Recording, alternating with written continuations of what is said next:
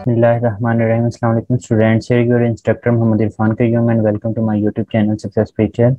आज के इस पर्टिकुलर वीडियो के अंदर हम लोग 3 सितंबर को जो पीएमसी का पेपर है उसके अंदर केमिस्ट्री पोर्शन के अंदर आने वाले एमसीक्यूज को डिस्कस करेंगे। So let's start with the first question. Question number 1, the substance which is formed by double bond between carbon atoms is. क्या आपको सी और सी के दरमियान डबल बॉन्ड देखने को मिलता है तो हम लोग इनको क्या बोलते हैं? बट ये सिंपल सी चीज़ होती है।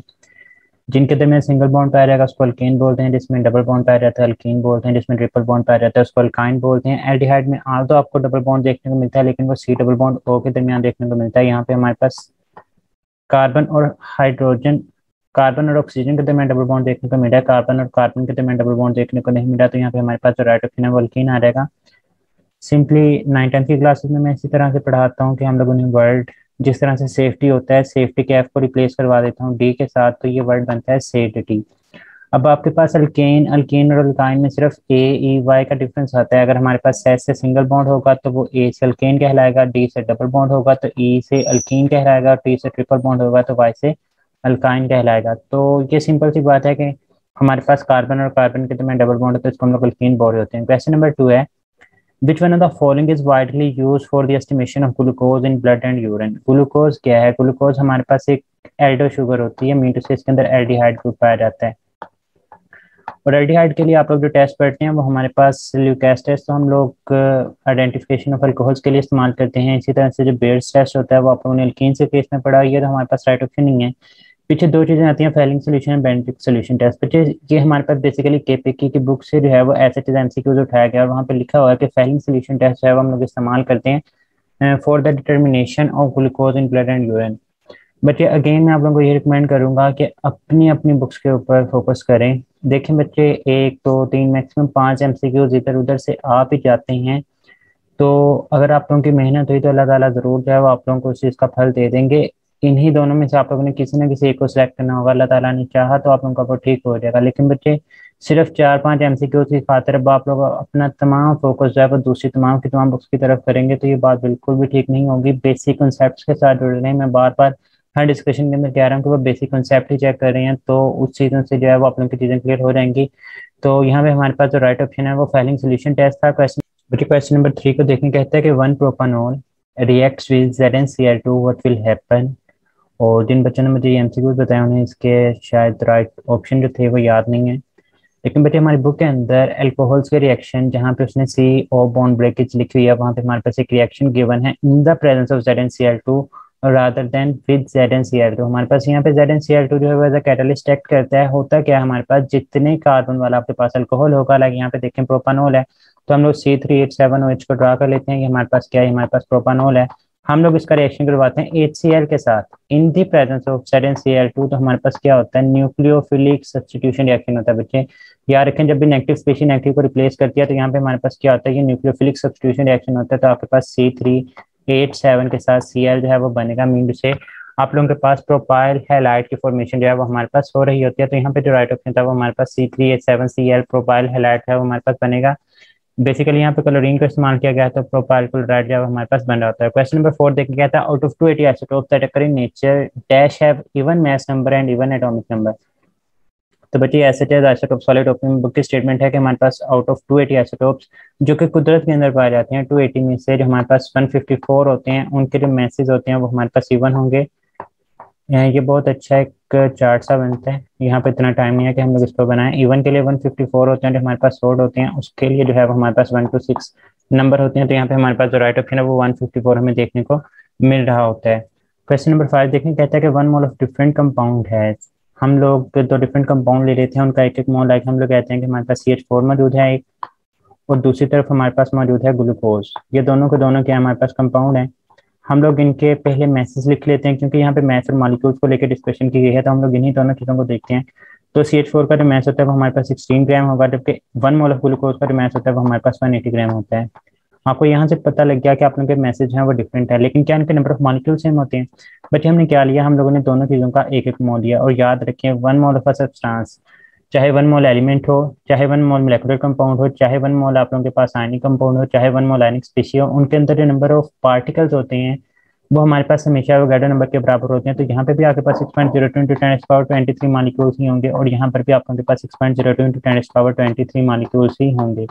तो one mole of a different substances या different compound have same number of molecule but different masses. तो यहाँ पे आपके पास जो राइट ऑप्शन है वो बोथ ऑफ दीज आ रहेगा कि दोनों की दोनों बातें जो है वो ठीक है, इनके नंबर ऑफ मॉलिक्यूल सेम होते हैं, डिफरेंट मैसेज होते हैं। अगर यहाँ पे लिखा होता है कि इनका वॉल्यूम सेम होता है, ये दोनों की दोनों गैसेज हों, सपोज करें दोनों की दोनों गैसेज और दोनों का वॉल्यूम भी सेम है, तो बच्चे वो बात भी ठीक होगी। One mole of any ideal gas at STP occupied a volume, जो कि हमारे पास स्मॉलर वॉल्यूम कहलाता है, इसकी वैल्यू हमारे पास 22.414 डीएम क्यूब होगी।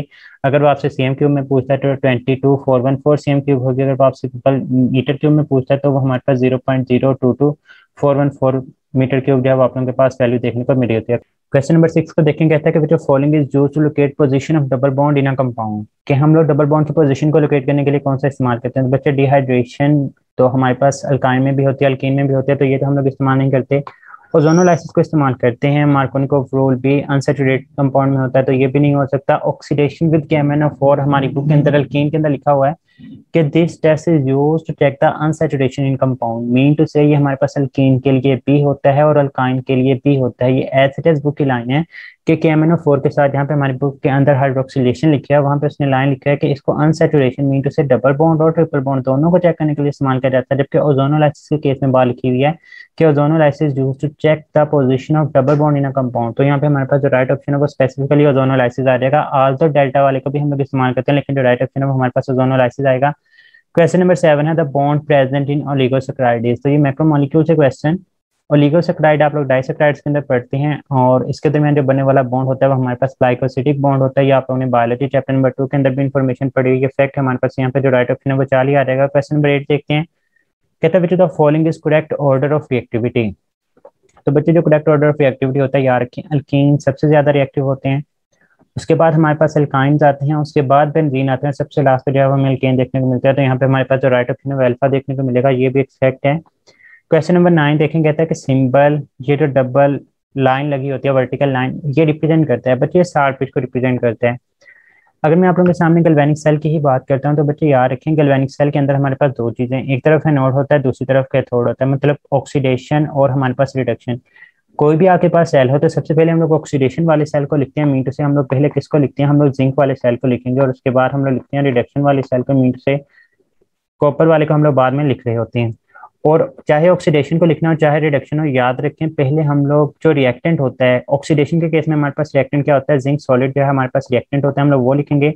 उसके बाद हम लोग किस तरह से एक वर्टिकल लाइन ड्रा करते हैं, जिसका मतलब होता है कि फेज चेंज हो रहा है। फेज चेंज होने से मुराद ये है कि जिंक सॉलिड अपने 2 इलेक्ट्रॉन को लूज करके Zn+2 के फॉर्म में जा रहा है एक्वस फॉर्म के अंदर। तो यहाँ पे आप लोगों के पास फेज चेंज होगा। हम लोग यहाँ पे साथ में 1 मोलर भी लिखेंगे, जो कि सोल्यूशन हम लोग ने जिंक सल्फेट का सोल्यूशन लिखा होता है। फिर हम लोग यहाँ पे डबल वर्टिकल लाइन शो करते हैं, जो कि साल्ट पिच को जो है वो रिप्रेजेंट कर रही होती है।